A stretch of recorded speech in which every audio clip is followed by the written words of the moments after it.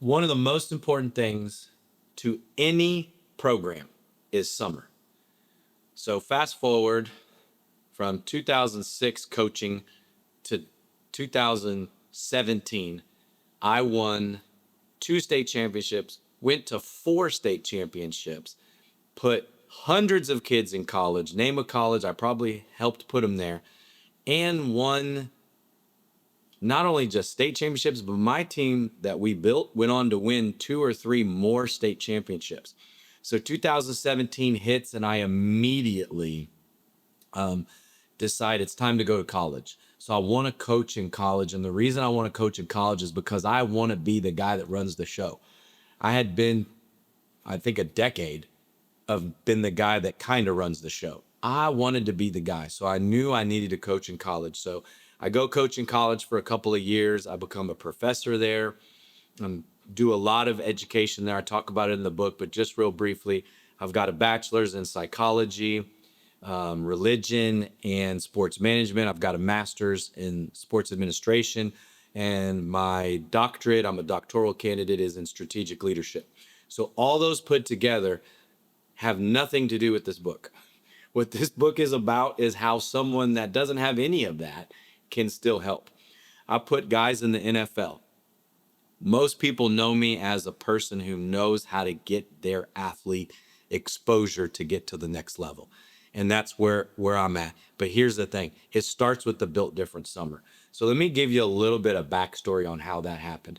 So 2020 comes, we're COVID-19, and I'm at my first school as the athletic director and head football coach.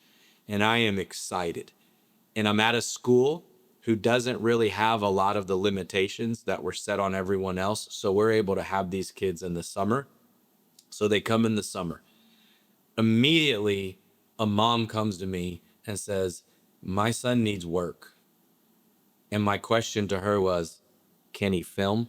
Can he make cameras? Can he do cameras and stuff? Can he make, well, I don't know what these things are called, these little videos you put on, hype videos? And I really didn't know, but I know coming out of college, we had it a little bit. And so she says, yeah, that's kind of what he wants to do. And I'm like, yeah, let's go. So that's Isaac Byler, who's sitting behind the camera.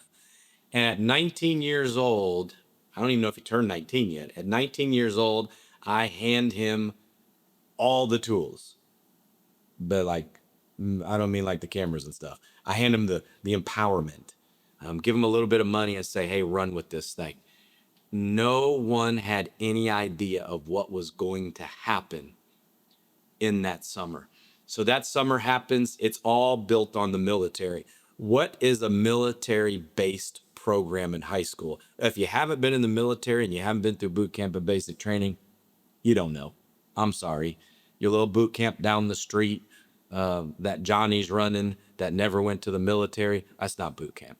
The trauma, the reprogramming, all the things that happen in boot camp. How do you take that and put it into a summer where the kids can still grow? So this first summer happens. We're pushing kids.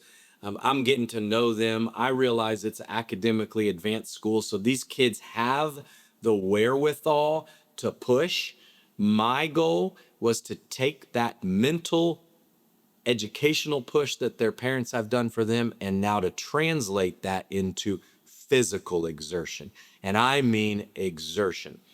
Each one of my sons will tell you there's a different version of an extreme summer. Dylan's was in 2015, 2016. I did a whole boot camp summer. It was a little too extreme. They're carrying railroad ties a mile. It was a little too much. Then we go to 2020 and we start to program, and I'm pushing the audience. I'm pushing them as much as I possibly can. These kids are giving me everything they got. That's where the term AGAT was reborn. I learned that term in college, coaching college, but AGAT is all you got all the time.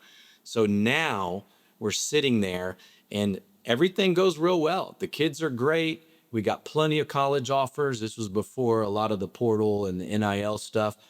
We've got 60 something offers for all the seniors. We got 25 plus Power 5 offers for one of the juniors, and things are rolling. Now we get to 2021 and I am pushing them even harder. And I'm trying to break them physically, take them right to the point where they can't do anymore. And this is where the words built different came from. I looked at one of the players and I'm like, man, I can't break y'all. He's like, coach, we're just built different. And I remember like yesterday, I just stopped. I'm like, whoa, you are built different. Like, I've never seen anything like this before. Like, you guys are just like me. And there's really good video. Well, never mind. There was going to be really good video out there of when I got this tattoo. That's a whole nother story, but it's really funny. But there's a video. I revealed this at a halftime, actually pregame of a game, and revealed what built different really meant. Here's what built different means. Number one, biblically, it's 1 Peter 2:9. We're a chosen race, a royal priesthood, a holy nation, set apart. God has set us apart as his children. That's the first part of built different. But in the football realm, built different was, are you willing to go through this disaster we're about to put you through? Mentally, physically, and spiritually. Are you ready to go through this? And if you are, when are you going to quit? Here's the interesting thing. Nobody quit. So we designed the Built Different Summer. And I won't go a lot into the design, but in the book, I will tell you, it tells you exactly the days, the times, everything you need to do. So now fast forward to that school releases us. And I say us because a lot of my coaching staff I brought here.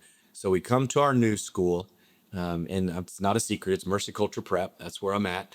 So now here at Mercy Culture Prep, I get here year one. It's a severe downgrade for me. But what I wanted, all I wanted to do was build. And I wanted to build at a Christian school that actually could teach me how to be a better man of Christ, could push me, could stretch me. But also at the same time, if they would do that to me, then they would also sign off on me doing it to the athletes. So Roman Emmerich, who's also on our media team and our coaching staff here, Roman Emmerich is in this. He's a junior and he's behind the camera now too. He's a junior and I'm not the head coach. I'm going to transition into year two of being the head coach. And it was a hard year. We went 0-10. And here's where I want to challenge you as leaders.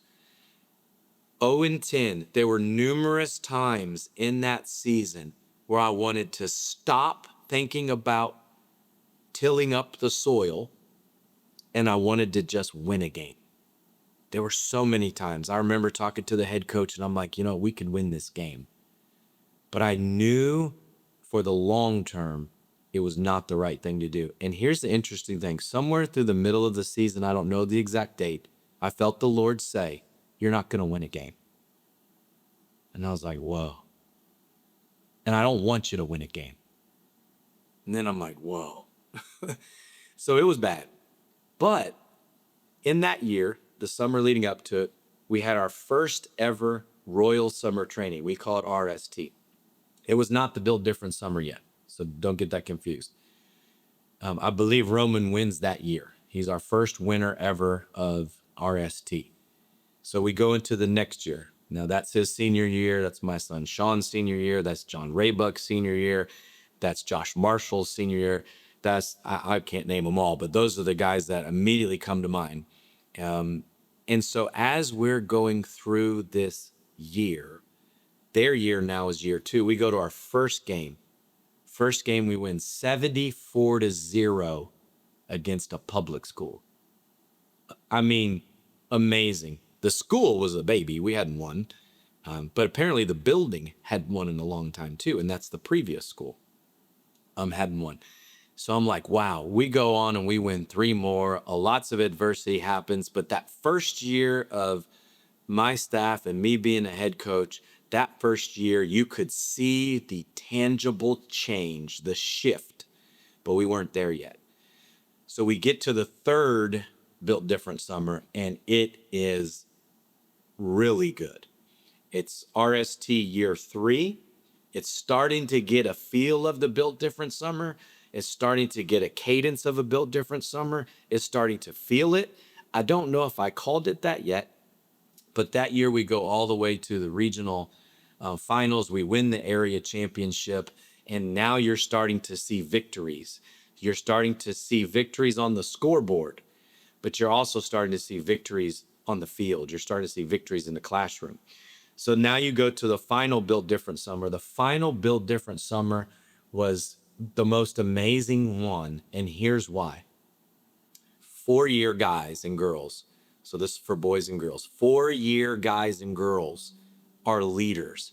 And I'm leading them in complete empowerment. I'm actually telling them, hey, you got 5 minutes to set this drill up. Well, what are we going to do? Don't know. It's up to you. And I start counting down. And what you see is these guys and girls that have been with you for 4 years start to rise, and their leadership starts to rise. And when your leaders become your players, everything changes. So we have a saying, I'll probably say it a lot, that great teams are player led, good teams are coach led. I don't want to be a good team. I don't want to be the puppet master. If you're watching this and right now you're the puppet master, it's an easy flip. I was an autocratic puppet master for a long time.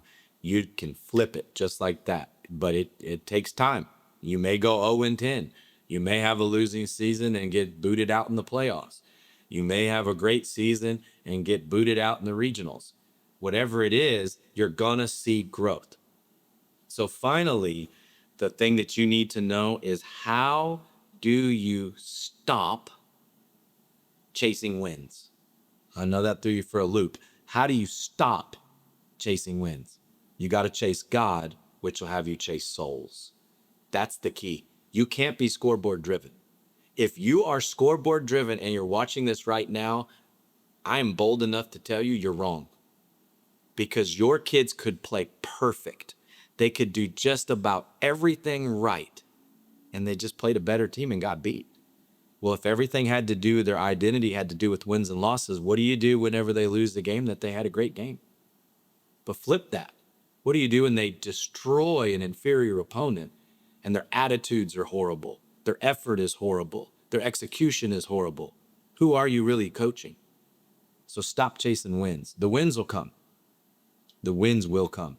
They don't always have to be on the scoreboard. And a lot of people, when I say that, they think that means I haven't won. Well, I've already told you, I've won quite a bit. And I've been on staffs that have won quite a bit. And I've won championships as a player. I've won championships as a coach. So it's not about that. But how about win one, which I haven't done? Win one where everything is done chasing God first. We haven't done that.